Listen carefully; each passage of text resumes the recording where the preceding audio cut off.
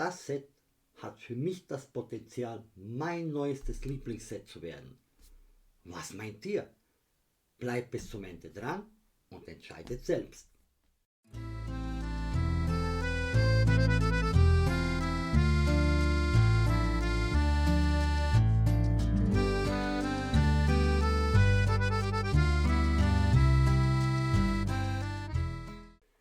Hallo und willkommen auf meinen klimptastischen Kanal. Ich bin der Damir und heute zeige ich euch ein Set von Lumibrix mit der Setnummer 15010, das Italien Homestyle Restaurant von der Town Life Serie mit 2868 Teilen. Ein italienisches Restaurant. Ich freue mich riesig über dieses Set, dass es rausgekommen ist. So was habe ich mir schon lange gewünscht. Das ist die Box. Bei der Lieferung hat sich hier ein bisschen bei mir gelitten, sonst war alles in Ordnung. Hier vorne sehen wir, neben dem italienischen Restaurant, das würde ich sagen, das ist der Gelato Store. Und hier würde ich sagen, erkenne ich den Antique Store von der Town Life Serie. Finde ich cool, wenn sie da ihre Sets da anzeigen auf der Box. An der Seite hier haben wir nichts. Auf dieser Seite haben wir, ja, quasi wie die Familie da zusammensitzt beim Essen. Wahrscheinlich sind das hier so italienische Sprüche. Ich will es nicht mal versuchen auszusprechen. Wahrscheinlich mache ich es falsch. Und hinten haben wir eine Häuserreihe von den ganzen Town Life Serie. Antique Store, Bookstore, Bricard Galerie. Von Antique Store habt ihr bei mir ein Review, von der Bricard Galerie habt ihr eins, Gelato Store und Balcony Theater habe ich schon alles ein Video gemacht. Nur vom Bookcafé nicht. Vielleicht kommt das auch nochmal. Ich habe das Set. Auch sehr schön. So, das wäre die Box. Dann kommen wir zu den Bauanleitungen. Wir haben 3 Bücher und jedes Buch ist quasi für ein Stockwerk. Erdgeschoss, erster Stock und zweiter Stock. Wie immer bei Lumibrix, schöne große Bilder. Hier am Anfang, nee, das ist nicht das erste Buch. Ja, das erste Buch haben wir wahrscheinlich hier. Genau, ein paar schöne Bilder. Hier sogar die Speisekarte haben wir da. Trattoria Rossa, Trattoria Pizzeria, und guck da unten, hier ein Pizzaofen und so. Ach, schauen wir uns gleich das an. Mir hat es mega viel Spaß gemacht, dieses Set zu bauen. Und schöne Bilder. Ah, hier eine Speisekarte. Na, die Preise da sind nicht dort. Aber, ach nee, guck, das ist ein Rezept. Ach, das könnte ich mal ausprobieren. Bin gespannt, ob das funktioniert. Und ja, hier die ganzen Verkabelungsgeschichten und auf verschiedenen Sprachen. Hier das Buch ist von 1 bis 5. Insgesamt hat das jetzt 15 Bauabschnitte. Und hier könnt ihr sehen, schöne große Bilder. Wie immer bei Lumibrix wird die Verkabelung sehr, sehr detailliert gezeigt. Da gibt es absolut keine Fragen. Ich hatte gar keine Probleme beim Bau, aber es ist kein Einsteigerset für Lumibrix. Wenn ihr schon ein paar Lumibrix-Set gebaut habt, wo ihr mit der Verkabelung klarkommt, kein Problem. Aber sonst, die Verkabelung hier ist ein bisschen anspruchsvoller. Aber zurück zu den Bauanleitungen. Insgesamt haben wir 410 Seiten und 693 Bauschritte. Wie gesagt, 15 Bauabschnitte, macht im Schnitt 4,14 Teile pro Bauschritt und 191 Teile pro Bauabschnitt. Ich habe wie immer PDF gebaut. Ich habe gemerkt, wenn ein Set neu rauskommt, ist nicht sofort die PDF verfügbar, aber manchmal muss man eine Woche warten. Wo ich es gekauft habe, war die PDF noch nicht online, aber bis es auf meinen Bautisch kam, war die PDF online. Dann die Maße vom Set. Es ist auf einer quasi Baseplate, 25,6 mal 25,6 und die Höhe, die habe ich hier gemessen, hier bei dem Schornstein, die ist dann 37,2 cm. Der Preis, UVP-Preis auf der Lumibrix Webseite, 158 Euro, macht einen Teilepreis von 5,51 Cent pro Teil oder 6,54 Euro pro 100 Gramm. Das Set hat ein Gewicht von 2416 Gramm. Ich habe es mit 20% Rabatt gekauft bei der Neujahrsaktion, Weihnachten, was weiß ich, was da alles war. Also habe ich umgerechnet 126,4 Euro bezahlt, was einen Teilepreis von 4,41 Cent macht und einen 100 Gramm Preis von 5,23 Euro. Ich weiß nicht mal, ob Bluebrix damit halten kann. Also die haben ja auch nicht mal Beleuchtung und sowas. Und die Bluebrix Specials haben auch keine bedruckte Anleitung. Mega cooler Preis. Das sind die Ersatzteile. Natürlich haben wir immer einen Teiletrenner, eine Zange. Wir haben sogar ein Reservekittel. Und was wir auch noch haben, natürlich hier, da haben wir nur ein Teil gebraucht. Hier. Und ein Schraubenzieher haben wir auch für die Batteriebox. Und wir hatten sogar ein reservebedrucktes Teil. Cool. Sonst, ja, sind schon einige von Reserveteilen da. Das Set hat 6 Minifiguren. Die blende ich euch jetzt ein. Da haben wir halt, ich würde sagen, die Besitzerfamilie, weil das ist ja ein Homestyle-Restaurant. Und ich zeige euch einmal die normalen Gesichter oder die Gesichtsvariante 1 und dann Wendegesichter. Dann haben wir den Koch, der hat ja eine Mütze und dann eine weiße Kochmütze. Dann der Motorradfahrer hat einen Helm. Die Oma, die da kocht und ich würde sagen eine Kellnerin und jeder hat auch ein Teil in der Hand. Ja, hier Kochlöffel, Tasse, Gabel. Also ja, fand ich süß. Finde die Minifiguren von Lumibrix immer super. Dann der Bau, der hat etwa 6 Stunden 15 Minuten gedauert. Und da wir bei der Bauzeit sind, kommen wir zum Unboxing und Speedbuild und danach zeigen wir die Beleuchtung und nehmen das Set auseinander.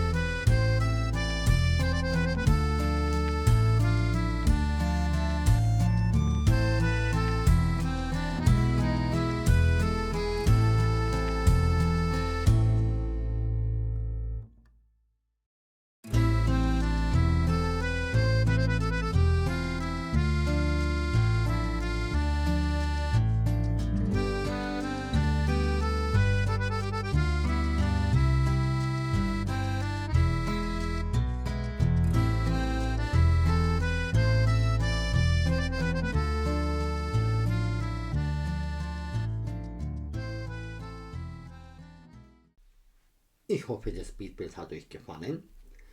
Bevor wir zu der Beleuchtung kommen, möchte ich noch sagen, dass dieses Set 77 bedruckte Teile hat, plus das eine Reserveteil 78. Vielleicht habe ich ein oder zwei kleine Prints übersehen, aber es sind so viele wieder. Deswegen, ich würde sagen so 77, 80 vielleicht. Es hat 12 LEDs und dann kommen wir zur Beleuchtung. Die Batteriebox ist hier.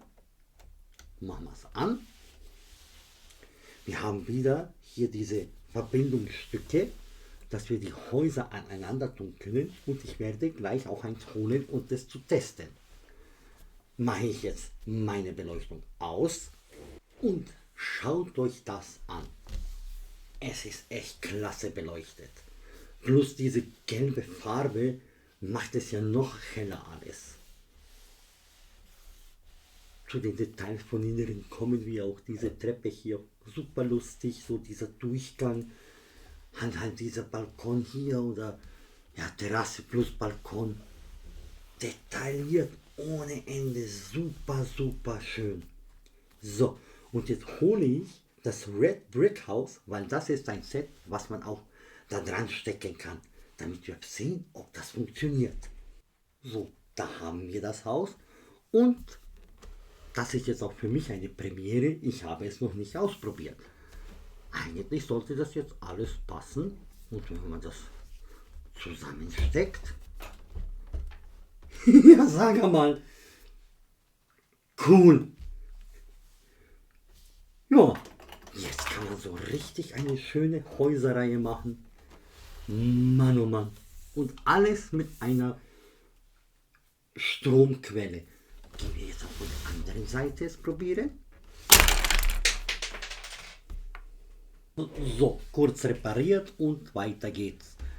So, schauen wir mal. Na, das ist ja schon so ausgerichtet. Ja. Das ist aber jetzt hier eng, ein bisschen gequetscht, diese Blüten. Aber es funktioniert. Ja. Richtig schön. So. Ich tue jetzt das Haus weg und kommen wir jetzt zu den Set-Details. Ich mache jetzt dafür mein Licht an. Ich würde sagen, fangen wir von unten nach oben an. Ich tue erstmal diese paar Minifiguren weg und die Motorräder. Hier sind auch nochmal die zwei Kopfbedeckungen, aber ich glaube, das habt ihr bei den Minifiguren schon gesehen. Die tue ich jetzt auch weg. Aber was ich zeigen will, ist das nicht ein super kleiner Tiramisu? Genial! Also, 3 kleine Steinchen, schon hast du ein Tiramisu. Da ich ein Tiramisu-Liebhaber bin, habe ich das sehr gefeiert. So, und natürlich ist das Haus super modular und kann man überall öffnen, und wir schauen uns das jetzt alles an. Erdgeschoss von außen. Diese Treppe, der Bau hat richtig Spaß gemacht. Und so ein schöner Durchgang. Bautechnik, richtig schön. Kleines Vordach, auch nett gebaut. Hier bedrucktes Teil. Schade ist, dass man hier nicht richtig reinschauen kann, aber ich mache das so. Und dann versuche ich das zu vergrößern im Video. Da haben wir eine Kaffeemaschine mit Tassen oben, und hier haben wir auch eine Maschine, die die Bohnen zermahlt. Und da steht auch Kaffee drauf und so. Also eine Kaffeebar. Und dann kann man auch hier vorne Kaffee trinken. Das ist quasi voneinander getrennt. Und hier steht, Here time tastes better. Und da haben wir auch schönes Kaffeeschild. Nett, nett, nett. Hier Straße Nummer 111. Pizzeria 1946. Kann man schön aufmachen. Aber wir können es ja auch von der anderen Seite sehen. Diese Treppe hier, das wir so gemacht haben mit diesem kleinen Balkon, auch super cool. Da war ich echt überrascht, wo ich zusammengebaut habe und habe mich immer gefragt, wozu diese ganzen Noppen? Ja, dafür. Sie konnten es auch leer lassen. Fand ich super, dass es dabei ist. Dann machen wir es hier auf. Ach, guck, da sind auch die kleinen Minifiguren und der Pizzabäcker mit der Schaufel. Die Pizzeria ist super ausgestattet. Ich habe in einer Pizzeria gearbeitet und ich habe es gefeiert. Das Einzige, was man bemängeln könnte, ist, dass diese Teile hier lose sind. Hier dieser kleine, ja, Champignon. Eigentlich ist es kein Champignon, sondern ein Pilz, genau das wollte ich sagen. Dann könnten das hier Tomaten sein. Hier gibt ein Basilikumblätter. Dann hier quasi die Zettel von den Bestellungen. Hier eine Pizza. Ich weiß nicht, ist sie schon fertig? Ich würde sagen, nö. Aber die steht halt da auf dem Tresen. Natürlich in einer Küche darf keine Uhr fehlen. Hier Geschirr und alles. Jetzt habe ich kapiert, das soll ein Schwamm sein. Genial. Und hier Teigling. Da ist der Ketchup in der Soße. Hier die Pizza wurde nur aufgestrichen. Hier ist nur der Teig ausgerollt. Oben haben wir auch ein paar Sachen, wahrscheinlich Olivenöl und so. Und natürlich ist der Ofen beleuchtet. Richtig cool gebaut und drinnen haben wir eine Pizza Napoletana. Super cool.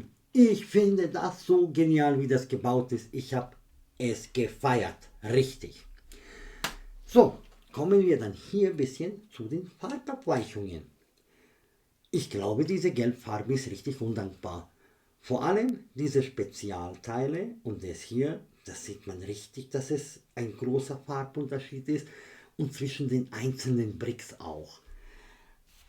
Ja, persönlich finde ich das jetzt nicht dermaßen schlimm, aber ja, es ist ein Qualitätsmerkmal. Zwar Gobrix-Steine, aber es ist auch richtig, richtig schwierig. Das ist so ein Bright Light Orange oder sowas, weil gelb ist es jetzt auch nicht.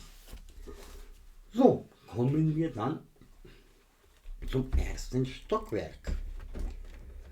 Aha, das nimmt man so runter.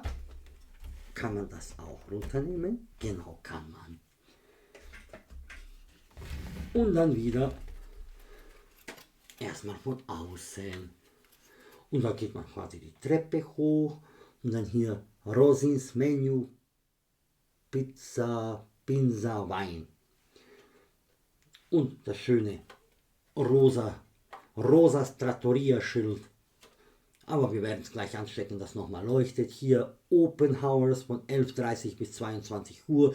Dienstags geschlossen, komplett authentisch. So macht man es meistens bei den Restaurants.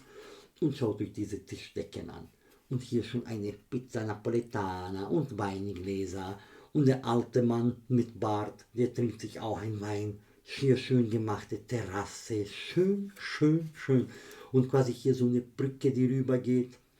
Natürlich die Türen, perfekt. Und passt jetzt auf. Hier oben gibt es auch quasi eine Küche. Mit Schneidemesser, mit Töpfeln. Und Wahnsinn. Also hier Oliven oben, dann ist hier, das könnte halt Parmigiano sein, ich weiß es nicht. Hier das Menü und oben sind auch Tische hier. Jemand isst, glaube ich, Carbonara. Hier ist jemand Fisch, da ist auch eine Zitrone und alles abgedruckt. Cool, cool, cool. Und pass auf, seht ihr dieses Trikot da in der Ecke? Ich war mir zuerst nicht sicher, ist es Maradona oder Messi, aber ich habe eine Kollegin, sie kommt aus Napoli und ist Italienerin, sie sagte, in Napoli, in jedem Restaurant, Maradona ist Italiano.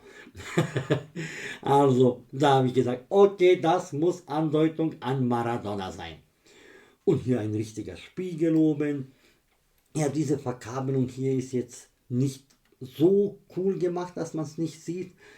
Aber man muss halt auch sagen, es ist ein Kabel und die ganzen Leuchten gehen über ein Kabel. Das ist echt herausfordernd, in der Bauanleitung alles hinzukriegen. So, und bei diesen Stühlen, die Gelenke, ich hatte sogar ein Reserveteil davon. Ich versuche es jetzt schnell zu finden. Ah ja, hier habe ich es.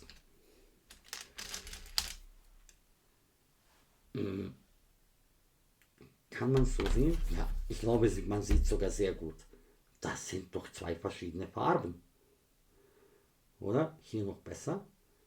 Also minimal, aber das sind zwei verschiedene Farben.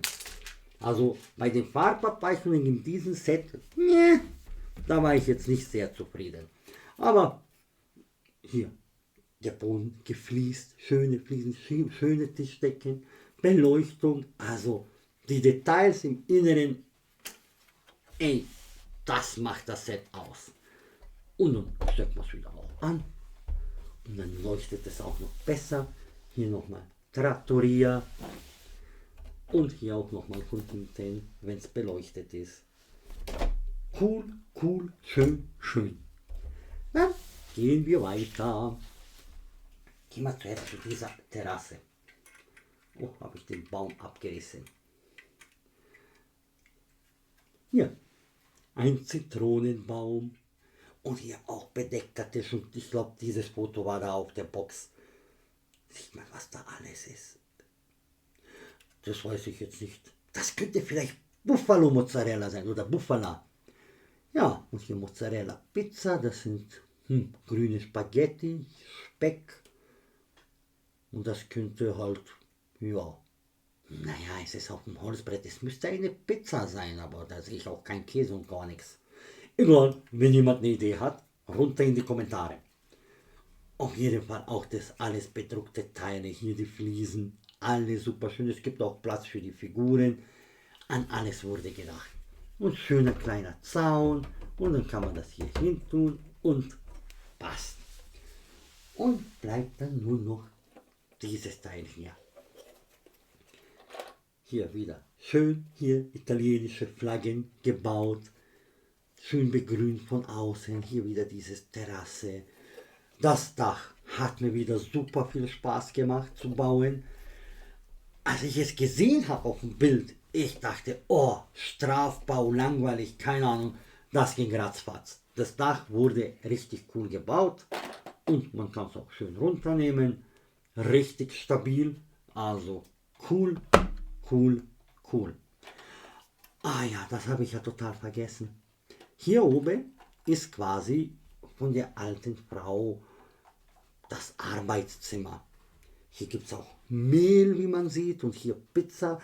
Ich weiß nicht, das sollte vielleicht Andeutung an Serrano-Schinken sein, dass er so hängt und trocknet. Hier ist ein kleiner Stuhl, der ist halt leider lose, aber diese Schreibmaschine, Nähmaschine, wie die gebaut ist, das hat mir richtig super Spaß gemacht. Und da in der Ecke haben wir auch hier Weinfässer. Und halt hinten da ein Foto von der Familie oder von Mann und der Frau. Ich glaube sogar in den Schubladen ist etwas. Aber ich krieg's jetzt nicht auf. Aber ja, hier oben ist quasi ein Brief mit dem bunten Umschlag und unten auch etwas. Kann man sehen? Ja, ich glaube ein bisschen schon. Also überall was zu entdecken während dem Bau und alles. Das hat richtig, richtig Spaß gemacht. Wie gesagt, ich habe mir echt so ein Gebäude schon ewig gewünscht und ich hätte es selber nicht besser umsetzen können. Es sieht optisch richtig schön aus. Ja, und dann, was habe ich noch vielleicht aufgeschrieben, das ich vergessen habe zu sagen? Ich habe alles erwähnt. Kommen wir zum Fazit und dann wiederhole ich mich halt. Es ist kein Einsteigerset. Wegen der Verkabelung des Lichtes ist es schon ein bisschen anspruchsvoller, was die Optik angeht. Ich liebe es. Ich liebe es. Es ist richtig schön, sehr viele Details. Es ist authentisch. Öffnungszeiten, Schließzeiten, wie die Pizzeria gebaut ist, wie der Kaffee gebaut ist, wie die Restaurants stehen, wie der Tisch gefüllt ist. Es ist alles an alles gedacht, dass jetzt nicht, keine Ahnung, hier, was weiß ich, ein Burek oder ein Döner draufsteht und das ist ein italienisches Restaurant. Nein, Tagliatelle, dann Carbonara, Pizza Napoletana, das Trikot von Maradona, italienische Flaggen, Zitronenbaum. Und es bringt auch richtig dieses italienische Flair raus. Also mit dieser Treppe und so. Ich bin vom Set begeistert. Ach guck, da ist auch ein kleiner Druck. Kann man das sehen? So eine Schnecke. Den habe ich ja auch vergessen. Und natürlich dieses kleine Motorrad ist dabei. Das darf ja nicht fehlen in Italien. Und hier vorne, das würde ich sagen, das könnte, ja, Andeutungen Ananas? Weiß ich nicht. Hier, das ist eine Karotte. Hier, Karotte und so. Ich bin absolut vom Set begeistert. Ich kann sagen, für mich wahrscheinlich das Lieblingsset. Ja, ich weiß nicht, ob ich sagen soll 25, weil es ist Dezember 25 rausgekommen oder schon für dieses Jahr. Irgendwann mache ich so meine Top 5 Louis Brick Sets und ich bin schon jetzt sicher, dass wir ganz, ganz oben landen. Plus haben wir jetzt bei der Downlife Serie diese Verbindungen an der Seite, dass man Häusereien machen kann. Top. Wenn euch das Set gefällt, könnt ihr gerne meinen Link klemmtastisch benutzen. Da habt ihr immer 10% Rabatt. Wenn sogar ein größerer Rabatt ist, dann vergisst den Link, aber ihr könnt meinen Affiliate-Link benutzen. Dann könnt ihr den größeren Rabatt sowieso nehmen und ich habe dann auch was von eurem Kauf. So könnt ihr mich auch unterstützen. Meiner Meinung nach geht los und kauft das Set. Ich liebe es. Mehr kann ich dazu nicht mehr sagen, außer ich hoffe, die Vorstellung hat euch gefallen. Ich wünsche euch noch einen schönen Abend. Bis zum nächsten Mal und danke fürs Zuschauen.